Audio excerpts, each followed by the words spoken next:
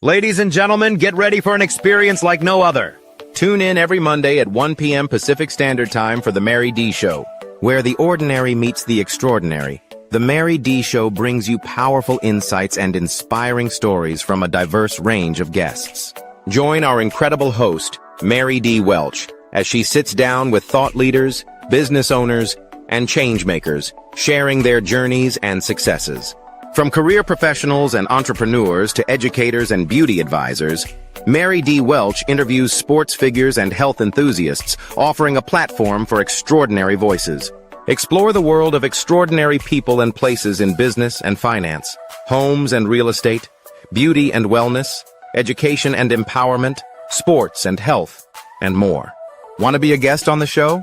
Call 619-669-8603 or email Mary at marydwelch.com.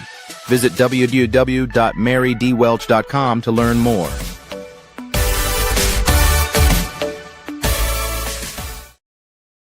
Hello, everybody, and welcome to the Mary D. Show.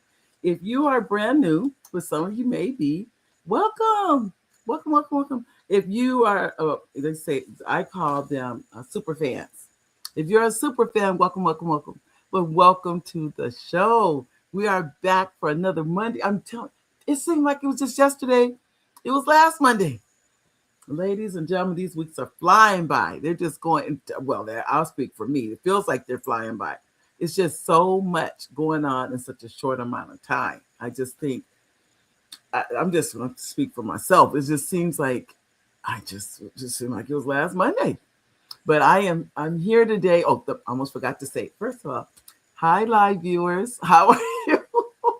And hi, replay viewers. The replay viewers, thank you. Those of you that are watching the show when you're folding up clothes, I got a tickle in my throat. I brought water today, though. Or those of you so I've had people tell me on the way home from work, I put your show on. I get excited. Thank you. And then I want to say hi to our executive producer, Oliver Welch. Those of you know, it's my husband. Hi, babe. He's in the background. He's watching and making sure that, things go right. And I know sometimes we have technical problems. I know sometimes you guys may know about, sometimes you may not know that things are going on in the background. So, really, you're not supposed to know if you be honest. That's just life, life.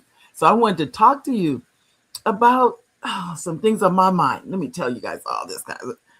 As they say, come on in a little closer so I can talk to you, because this has been just stuff about what's going on in this world. And I'm just going to share my opinion. That's what I'm going to do, because everybody has an opinion. Let me say that. That's what I'm just going to share mine. I have to take a breather. I had to take, I needed to back up a little bit and just breathe, because there's so much going on in this world. It's so much that, you can't really put your finger on. I mean, I say you can't put your finger on. What's going on. It's situations and just all kinds of stuff. But at the same time, you still have to live. You still have responsibilities. They don't go away because of what's going on in the world. But one thing I will say to each of you, all the stuff that we're seeing, this is what I think, honestly. I think we were taking everything for granted. That's what I think. I think we took freedom for granted. I think we took our political system for granted. I think we took our democracy for granted. I just really think we took everything for granted. And then when it looked like it's being taken away, people woke up. And they're like, what is going on here? All of a sudden, think about what's really happened in these last few weeks. People went out, left home, went to a march, and 2 young people, Americans, were killed. 2. Think about that. They went out, as many people did that day, by the way. Well, I'll say this for the one lady. I don't know that she was at a march. I can't say where she was. I know the lady in the, and I can't call the names. I don't want to call. I don't want to say the wrong name. Anyway, but she was maneuvering her car and that kind of thing. And I'll be the first to admit, to me, it looked like she was trying to get out of the way, but maybe she wasn't. I'm just going by what I saw. It looked like to me she was just trying to maneuver around them. But be that as it may, she lost her life. And the other gentleman who had a gun on him was not, but he did not have a gun when everything happened. Um, he lost his life trying to help someone, trying to help a woman that had been, I believe, pushed down and everything. Those people went out that day not believing they would come home. I don't think anybody went out thinking that they wouldn't. So it makes you wonder. What's interesting to me is that when you look at what's going on in I think Minnesota, and I believe here, even here in LA and other places, the point is people are saying, I'm willing to die. That's what they're really saying by being out now. Is I'm willing. I cannot allow our country to go back. As many of you know or may not know, what this country was actually built upon was freedom of religion. It was initially about the freedom of religion. No, it didn't start with I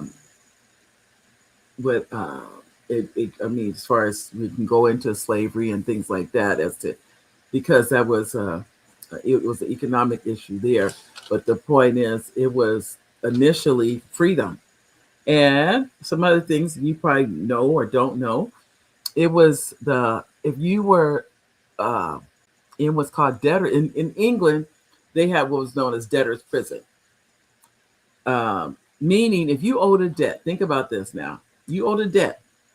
You went to prison until your debt was paid. Now you're in prison. Now, how are you? They basically are saying you made this debt. Then somebody in your family or somebody better come up with some money to pay the debt. But you have to sit in prison while this happens, which means you're probably going to lose your job or whatever the case may be. But it was called debtor's prison. Now, in debtor's prison, what they did, they sent the debtors prison. They sent those people to the United States. They sent, if you had been convicted of murder or rape or any of those type of crimes, they sent you to a penal colony. And many of you may have heard of the penal colony known as Australia. So, because the prisons were overcrowded, they were disgusting, those kind of things. And so they sent you to those debtors, came to the United States, debtors prison of people that owed debts. And you could work here in the United States. You would have to work for 7 years. And many of you have heard the term indentured servant. So for 7 years, you worked to pay off your debt here in the United States, which was, there was nothing here. I mean, at that time, it's not like it was like it is now.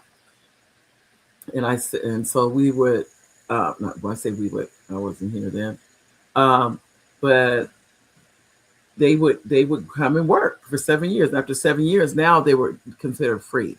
You could, own the land, you could do everything else. But initially, only the rich could own land.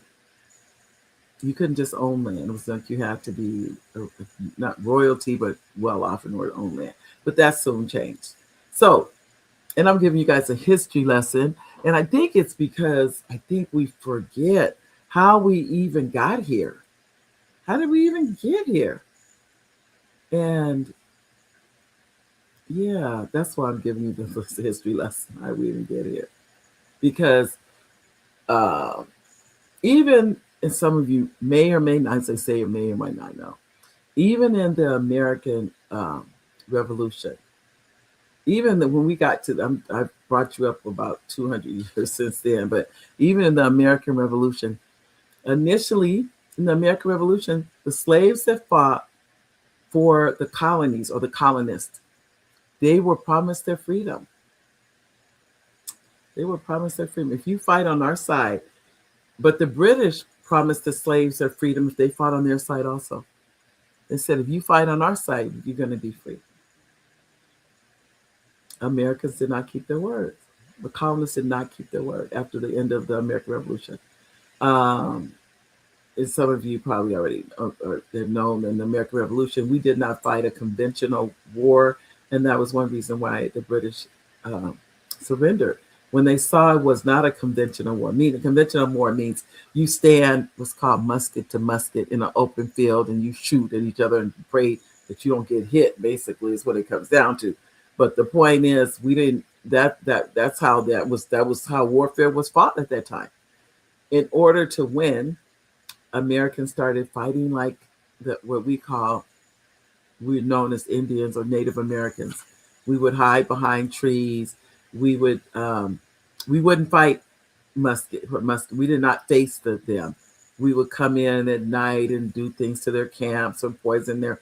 I don't think they poisoned their livestock, but they did, set the camps on fire, and where they did things where they could not figure out who was doing it, or they couldn't find them.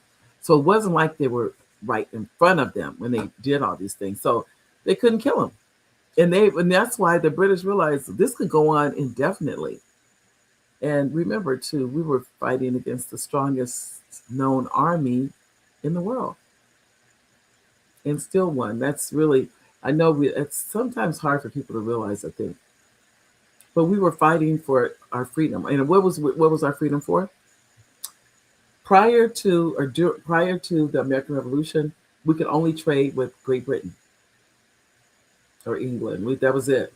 We could not trade with any other country because we were a colony. We're an English colony. So the reason why not the reason, I don't want to sound like that, but one of the reasons is because we wanted to trade with France and all these other countries and Germany and everything else. But England said, you are our colony. So everything that you do has to come through us first. So what do you think would happen? They would buy the goods low here in the colonies or whatever. And then they go to England, raise the price and make, tons of money. And the colonists said, this isn't right. We need to make some changes. So that's how that happened. And that's the short version. I mean, there's a lot more to it than that. I see this. Is this Antoinette? Hi, Antoinette. Nice to see you. And so this, as I'm going through, I'm giving you guys the short version. Let me tell you that now. There's a lot more to it than what I'm saying, but I'm saying it because I as a retired history teacher, and I'm watching history being made. Every single thing that goes on, in the White House is written in a history book. It's written in our history. Everything. So even though you may say, well, what kind of history is this? Or whatever you may think about it, the point being, this is our history. This is our history. Just like everything that went on in the American Revolution, that was their time, but that was history. And history was being written. Some of you may also know that Philadelphia was going to be the capital at one time. And it was changed and moved to Washington, D.C. And there's so much history in Philadelphia. Oh, my goodness. When you go there, it's phenomenal as far as the history is concerned. But even when I was in Washington, D.C., I was looking at, it's still fascinating. Let me say this. The cities are just packed with history. So as a retired history teacher, I'm just loving it. Anytime I go to the East Coast and I can go to I can't think of too many cities back east that doesn't have a history that it is, that's full of history. Any cities back there, especially any city that was originally a colony. Tons of history there. It's so much. I'm lucky if I can see one thing when I go. One of my favorite places is New York. I love New York. But what I try to do whenever we go, I go to one place. No matter what city we go to, I try to visit one place. To be honest with you, that's all we can handle is one place. Because you got to get there, you got to get tickets, you got to do all that, whatever you have to do. So the point is, when you that that's all I have time for is a visit to one. Um, it could be one statue, one museum, one monument, whatever it is. I can only do one while we're there. And so that I know one I want to go to, haven't been able to make it to yet, and that is when we go to Georgia to go see like one of the battlefields in Atlanta or something like that. I haven't been able to do that. That's on the list though. It's definitely on the list. But I digress. Let me get back to what was going on in the American Revolution, because and let me say this, because initially after American Revolution, the reason I'm even talking about this is what comes about. And that is, as many of us know, we know it. We know the Constitution. That was not the first document drafted to govern it. The first document actually drafted to govern those colonies was the Articles of Confederation. Under the Articles of Confederation, there was a separation of states. So let me explain what that meant. That meant the states, if you're in New York, you have New York money. When you're in Pennsylvania, you have Pennsylvania money. So every colony had its own money. It was not national money. It was all their own money. And let me tell you why that was important. So if I left Philadelphia and I went to New York, I had to pay a toll, and I would have to pay to get into that state. So what does that mean? States make money. We pay tolls. Now they still pay tolls. We in California, we don't pay as many as back east, in my opinion. Let me think. New Jersey has quite a few tolls. New York has tolls. They have tolls, no doubt about it, but not. Let me think. But not. I think. Well, ours are the fast track, but they have fast track too. They have fast track on the East Coast too. So, but you pay, for instance, to get into New York. I think we went through. I want to say Lincoln Tunnel. Don't quote me. It's one of those tunnels. But just to get into the city, you're paying just to go in. You didn't pay anything to leave, but you paid just to go into the city. So, and I remember thinking, and it was, when I tell you, it took us about an hour to get in, 45 minutes to an hour. And I thought, all of these cars, I mean, it's packed. It's not even a question of people trying to go, and that was just to get in. But anyway, now you pay to get in, but I don't know if that's I pretty much know it's not every city. I just don't know who pays. I know in New York and New Jersey there are certain tolls. I don't know did I see tolls in Washington D.C.? I don't remember seeing them in Washington D.C. Yeah, I can't tell you about the other ones, but I remember that I do know New York and New Jersey have them. And the reason being that's income to that state. And some of them are low. Some of them are like 25 cents. They're not like big tolls or something like that. The biggest one definitely was New York, without a doubt, was in New York. But the other ones, no. Oh, listen. Hi, Wybani. I'll be calling you. Welcome. I'm giving a history lesson today about why we are I don't want to say why we are where we are, but I really want to say why I think people feel so emotional about everything. As I was mentioning, when we had the Articles of Confederation, we were separated. We were not united. Let me just say that. That's why they had to come back and redo everything, and that's why we have the Constitution we have now. Because at first the American Revolution was over, but we were united. We were separated more than anything. But once we united under one Constitution, why that's so, as we know,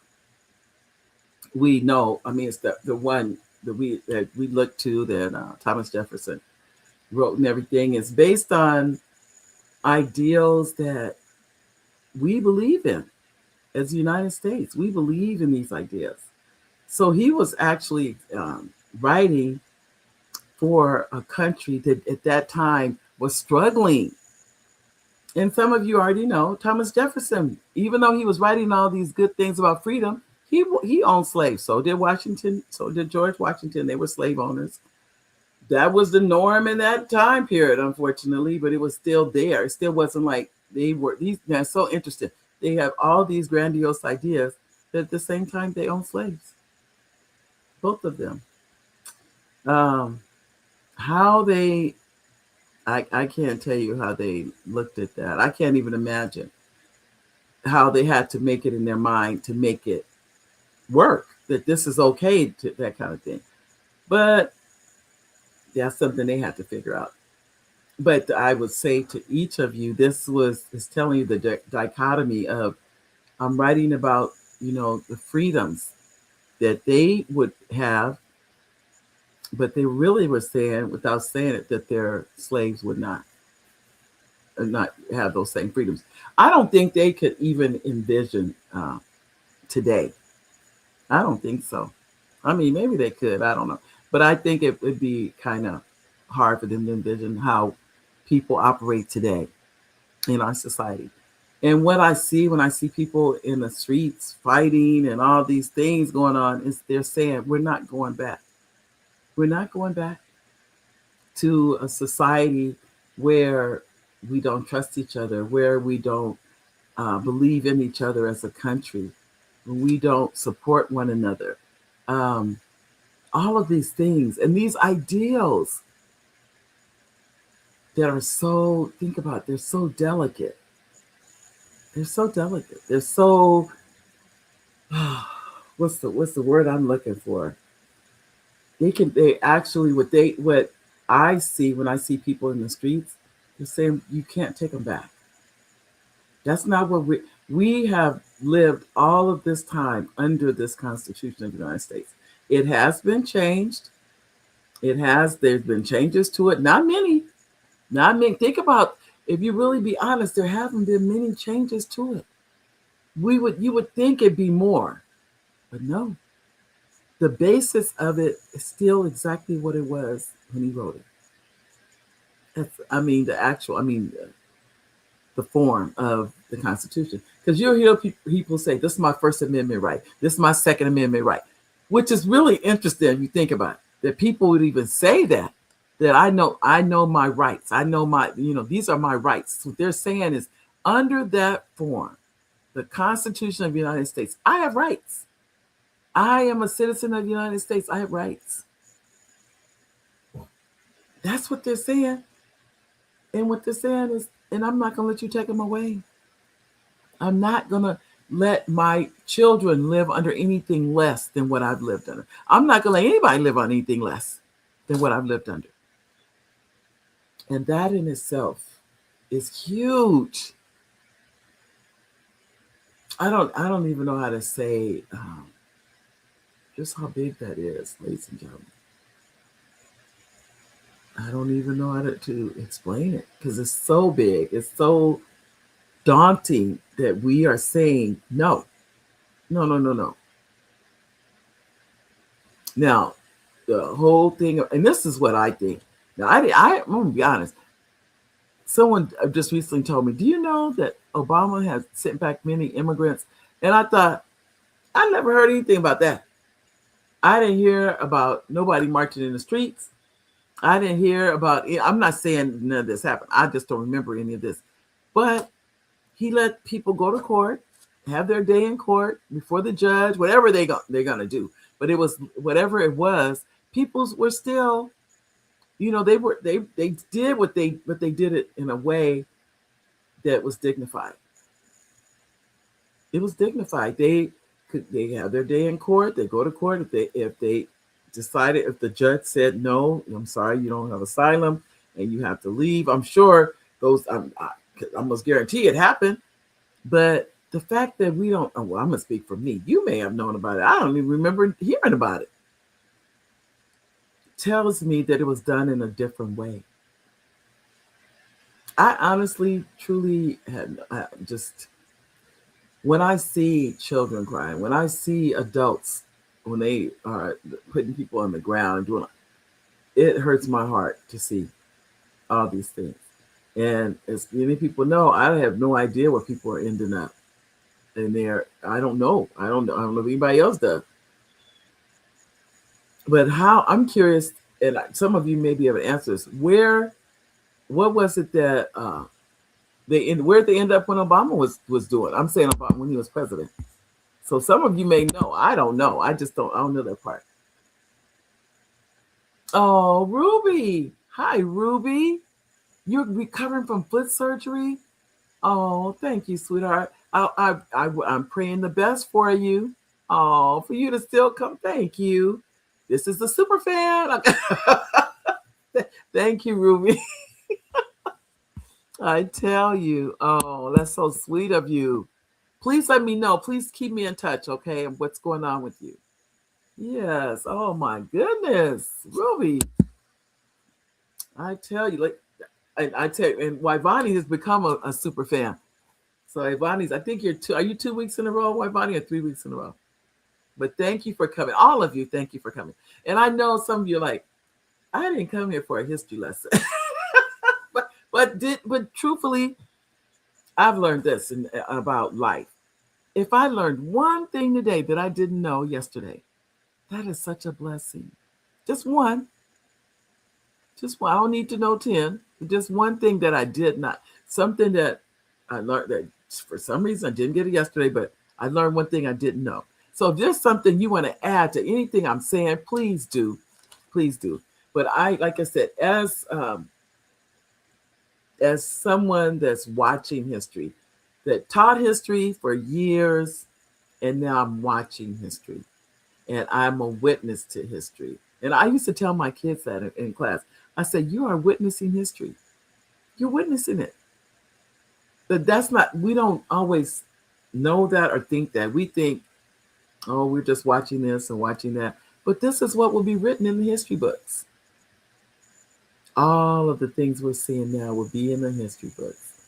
Everything. Am I happy with everything I'm seeing? No. I'll answer real easy. No. And a lot of it it's because I'm watching people hurt people. It's not that I know there's had to be another way that some of this could have been done. I already know. It doesn't have to hurt people to get it done, to get the job done. There's ways to do it without hurting people. And you have children being traumatized. They're traumatized by this. Somebody's taking your mom or dad, and you don't know when you're going to see them again. If you're going to see them again is the question. So you have so much trauma going on for the kids, for the families, and maybe you can have a teenager at home, and they say people are coming home and they don't know what's going on with their parents. They don't know where they're taking them to, what they're doing. All of this is trauma. It's trauma to me, and I don't even know the people. Just imagine these things. So do I have the answers? No. I wish I could say I did. But I don't. I don't have the answers. You may have answers to one thing I do think we could do is be more dignified and let people, people have gone to court to go before the judge and been arrested before they can get in the courtroom. That's just not humane. And I think that inhumaneness of it is what concerns me more than anything. We can do things humanely. I understand what the issue is, and then I don't know how true this is. I'm gonna say it came across my phone. Only 14% of the people that have been undocumented, only 14% have criminal backgrounds. So what does that say about everybody else? They don't have a criminal background at all. So you have people that like I said, they've been trying to become U.S. citizens. They're going through the process. They're doing everything they know to do, and then this happens. So I would really, I wish I could say I knew the answer, but I don't. I don't.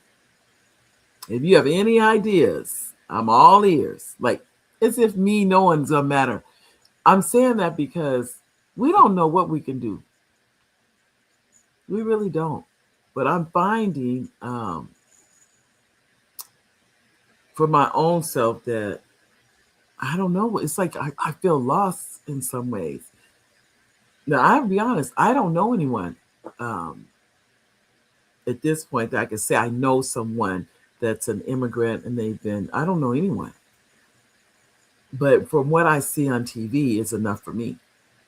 It's enough for me to see, um, I mean, watch people be killed. They just trying to running from ICE, trying to cross the freeway and get killed, get hit by a car and killed because they're literally running for their life. I know there's another way. I know there's another way that we can do this and we can be respectful of people and their families and all these things. I just don't understand why we can't. I just don't get it. So if you have a way to do that, I am all ears. Not that me knowing, I don't know what that can do for any. I have no idea. I have no idea. But you never know, I guess. You just never know. We never know what we can really do. Um, but if you have any ideas about how to do this and make it uh, for the people involved, because I watch TV sometimes and I'm like, how did we get here? How did we get here? I know when they talk about open carry for guns and stuff like that. I'm not the gun person, so I can't really say anything. I just know it's never been for me something I wanted to do. But I see in our society, it's a way of life. People, they carry them. There's no question about it. And I know where was I? And I held the gun. I didn't know how heavy guns are heavy. They're not. It's not no little, light thing. Well, it depends on the gun, I guess. But anyway, I was holding. I forget a big gun or something, and all I kept thinking was, I can't even hold this thing up. So why? No, I just know there's got to be a better way. There's got to be a better way. I don't know what it is, but it's got to be. I've been listening. I heard some of the Olympic, from the Olympic team talking, and they said, I am from the United States, but I don't feel good representing the United States. Here it is. They're Americans and they're playing, they're in the Olympics. Oh, the Olympics, the largest stage for an athlete in the world. And they're saying, what they're really saying is, I'm embarrassed. I'm embarrassed by what I'm seeing. And these are Olympians. This is the top, the cream of the crop. It's amazing. The cream of the crop. But what do we do? How do we get past this, ladies and gentlemen? I don't have the answer. So if you have one, I'm all ears. If you know what we need to do, please say something, because I have no clue. I just know that something has to give. Something has to change. But what I am encouraged about is that people are saying, we can't, this is not acceptable. This is not acceptable to us as a country. This is not who we are. To hear people stand up and say that. But at the same time, sometimes I go, yeah, but dude, how did you vote? That's what I'm thinking. How did you vote? I don't know if you voted. How did you vote? Did you vote for our current administration, or did you not vote for the current administration? I don't know. I have no way of knowing. But the point is, I'm curious about people who did, and have they regretted it? I don't know. I don't know. Maybe not. Maybe they don't. I don't know. I don't know. Part of me, I think they do regret it. There's another part of me, maybe they don't regret it. I don't know, but it's a very hard time here. I mean, I've seen hard times before, but I don't think I've seen them like this. That's the difference. I don't see, before I didn't see our Constitution literally being shredded in front of us. I've never seen that. I've seen some things, but never that. That the one thing I would say that stood above all else was that we knew we had a Constitution. Now that's questionable. That's questionable. Do we have one or do we not? I don't know. Maybe you know, but I do know this is a sad time for us as a country. It's a sad time. As I was saying at the beginning, I was talking about the American Revolution because remember, after that, 100 years later, it's a civil war in this country. We were fighting each other, killing each other, not just fighting each other, killing each other. Because, as the South said, we want to succeed, meaning we're leaving the Union and we're going to start our own country. They had elected their own president. They had started their own government. They had done everything, just like, their own country. And Lincoln's like, no, no, no, no. We are the United States of America. He's like, it doesn't work like that. You can't just walk off and leave. It does not work like that. And so what happens? We're in a civil war. More Americans died over during the Civil War than any other time in the United States. Think about that. And we're fighting brothers, father fighting sons. It was families against families. So even though now is bad, believe me, think about that. And this was under the Constitution, but they were fighting. But even when Lincoln freed the slaves, truthfully, he didn't really have authority to do it. It's all crazy, but he did it because under assumed authority. That's what it was. Yeah, it was assumed authority, and he wrote the Emancipation Proclamation. But I will tell you, people still knew he was the president. No, they don't talk about that when they do, but Jefferson Davis was at the president of the South. But still, Lincoln was. I don't think anybody would argue that everybody looked to Abraham Lincoln as being the president of the United States. But I believe that he knew he was going to die. I do. I think he knew, but he knew somebody had to do it. That's what I think it was about when he said that, from this day forth, all slaves you're all American citizens. You're all citizens. What I have said during that time is prior to slaves being American, which would have been my great great great grandparents. I mean, I think it's one more grade in there, generationally. Prior to that time, whatever you did to your slave, you could never be held accountable for it.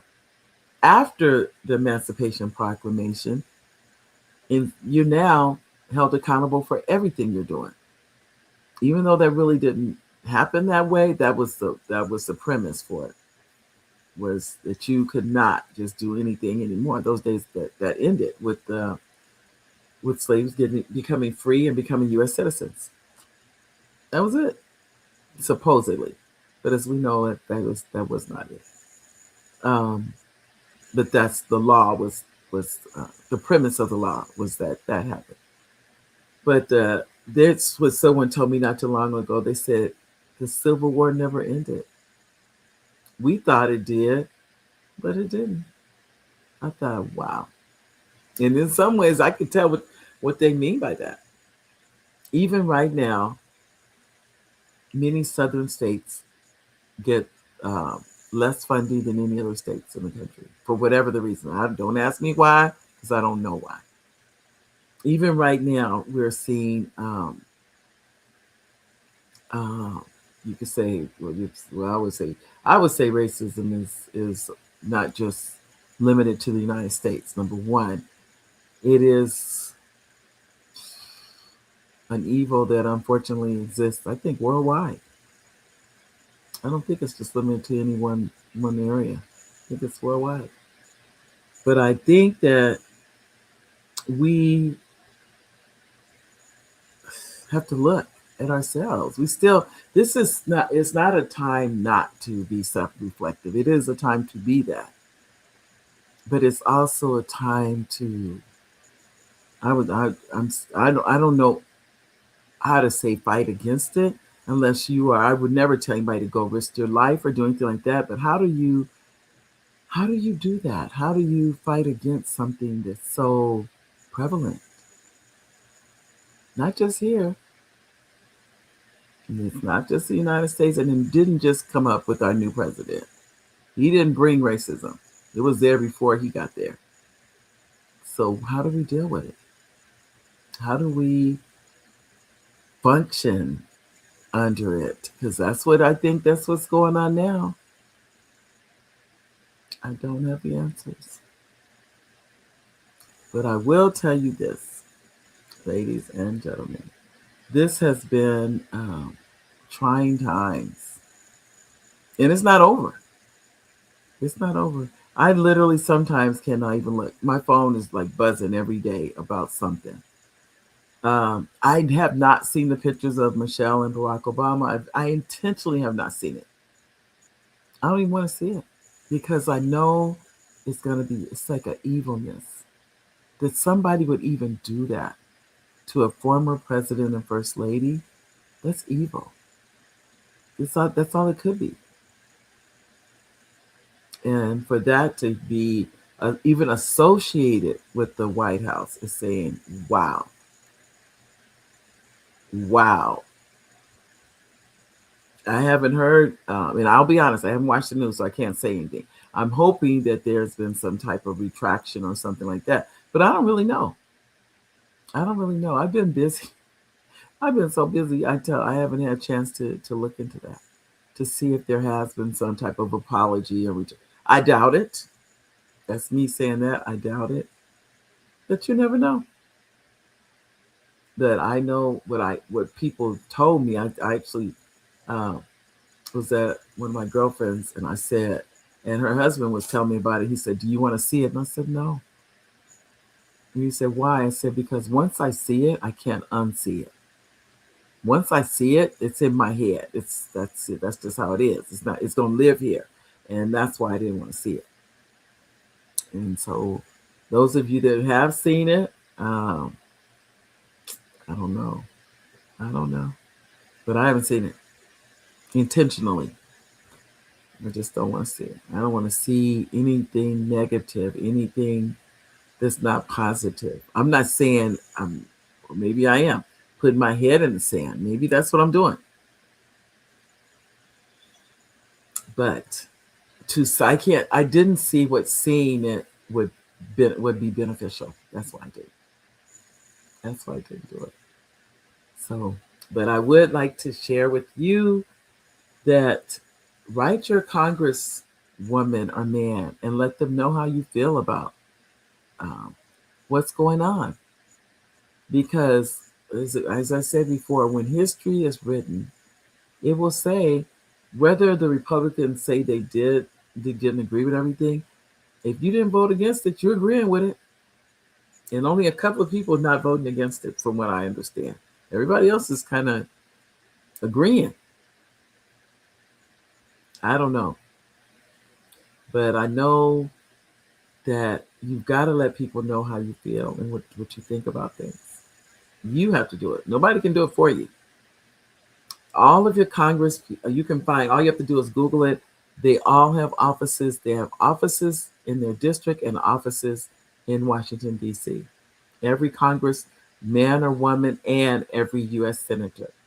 If they're in Congress, they're in office for 2 years and they run again. So they're always running if they're in Congress. Senate, you're there for 6 years. If you're considering running for anything, run. That's the best advice I would give you is run. If you are running for city council, a school board seat, a water board seat, I don't care what the seat is, but I'm finding that now people are looking like, you know what, I need to get active. I need to run for something. I need to do these things. You can find out everything you need to know. You can go to whoever, you can go to the city. They'll tell you what you need to do if you're interested in running for the city council. You go to the county if you're interested in running for anything that's county related. It's the county board of supervisors. That's for Riverside County. Those of you in Georgia, there's 160 counties in Georgia. I couldn't believe it.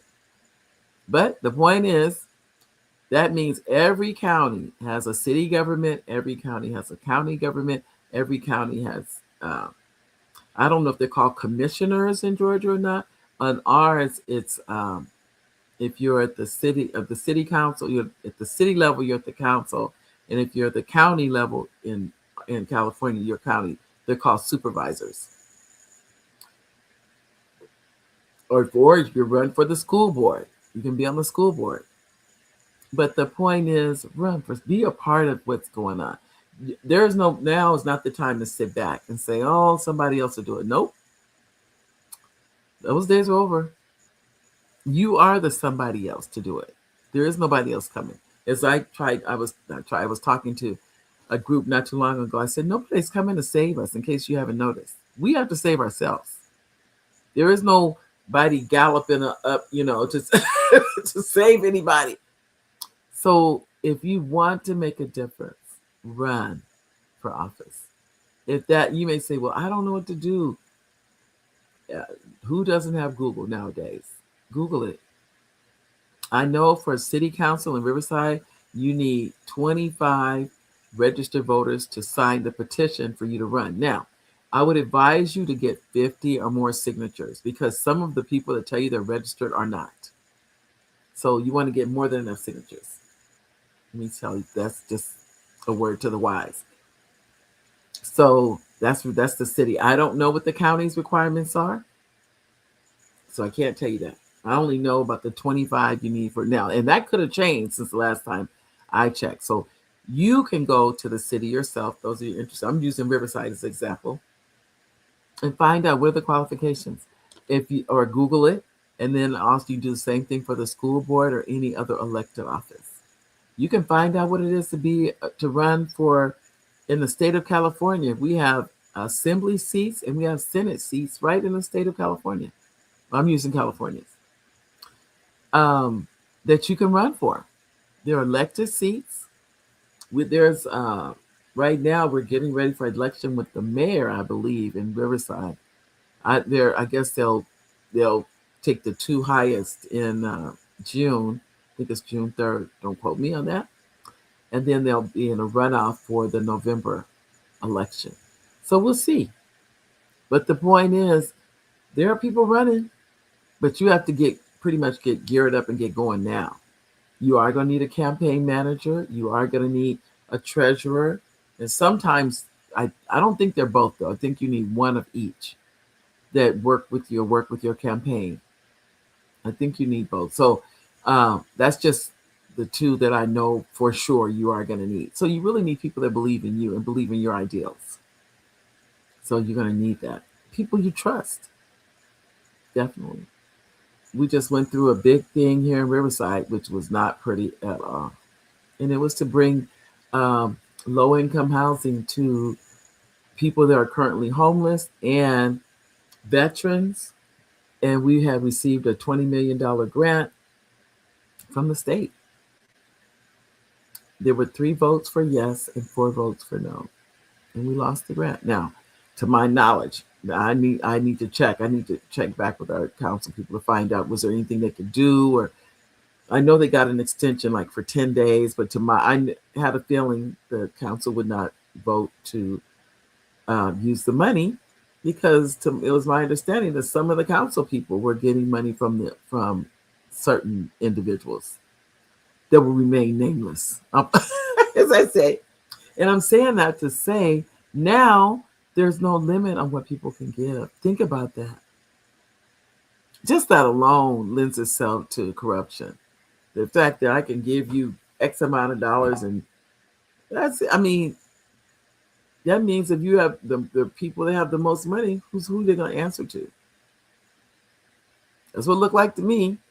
So it's really just different times that we're in. Different times, kind of sad times, but we've been in sadder times. We've been in sadder times. Believe me, they've been there. We've been in times where, oh, it looked like this country was going, as they say, to hell in a handbasket. So I'm believing that's not the case now because we have been through so much as a country. But I still have faith. I do, that we're going to make it through this, and it's going to be a whole new world. A whole new world. Because I think people are now waking up. It really is, how much does freedom mean to you? What does it mean to you? Some of you may say maybe it doesn't mean. Yeah, I don't know. I can't tell you. Ruby has a comment. Ruby said, in my opinion, this is a return to how America had been for centuries. Come on, Ruby. It's always been there beneath the surface. If we think about what our ancestors went through, it's been much worse. Yeah. And you know, I think what happened is people got complacent, Ruby. They didn't believe that this could happen. I think somebody did, it's like, oh, no, it's not really happening like the way we think it is, type thing. Oh, yes, it is. Yes, it is. I know before Obama was elected, my dad, I don't even know why I said this. I'm gonna be honest. About 10 years before, I just asked my father one day, I said, Dad, will you think we're ever going to see a black president? He got real quiet on that. And he said, Mary, I don't think I will live to see it. I don't think you will live to see it. And I don't think my grandsons will live to see it. So think of what he's saying. That's 1, 2, 3 generations. The best thing is he was wrong. It would be 10 years. That was 10 years from when he said that we had a black president. That fact, it wasn't even that long. It was 10 years later, which is also saying it may not take long to clean all this stuff up. I'm believing it won't. That, 10 years, it'll get, I guess you say, back to normal or whatever. But that my concern is that not only have we, woke up, but that we stay that way. That we don't start going, oh, they're going to take care of it. It's going to get taken care of by so-and-so. And we go back into that complacency. I cannot tell you, ladies and gentlemen, some of my friends know. I'm laughing because I am definitely the I guess you could say the fighter or whatever. I'll write the letters. That's me. I write the letter to get things done, to change things, this, that, and the other. That's me. And they say, but I do see the changes too. I will honestly say, I see the progress from when I call them complaints. But when I called the city one day, the lady said, "You are not complaining. You're not. I know you think you are." And she was reading the list of all the stuff that I reported. She said, "We don't live in your area, or we may not live there, or we may not see what you see." But she said, "You know what I appreciate? You are really you're doing good things in your neighborhood." I said, Yep, that's a fact. If I see something that doesn't look right or need to, bring to their attention, I can't remember if it's 311, 211, one of them. I call them and I say, here's the address. My name is Mary, this, that, and the other. And it needs to be cleaned up. It needs to be, because it'll make makes the neighborhood look bad. And that is not a good thing. Because if we don't care about the neighborhood, who's going to care about it? So I'm the caller and the letter writer. But, honestly, I'm going to give the city of Riverside credit. For the most part, I say 95%. Now we're down to about 5% they haven't done, but it's in there of getting things done.